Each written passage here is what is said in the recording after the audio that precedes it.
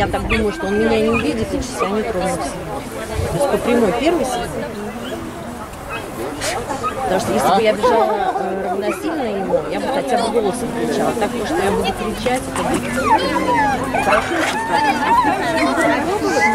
Потому что у тебя без вариантов, ты ничего не скажешь. Далматинец сейчас прямиком. Конечно, там где-то дверь. Така тупинка, ольга сьогодні така ахмута сістка.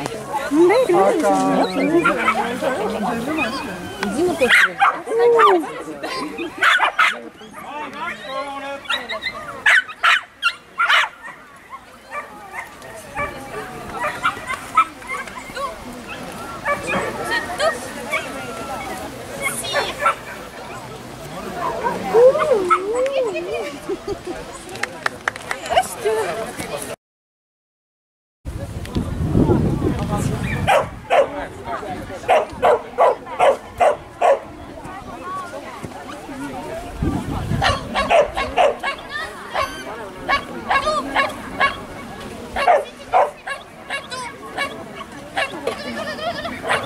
Это не пола, наверное, раньше прямо.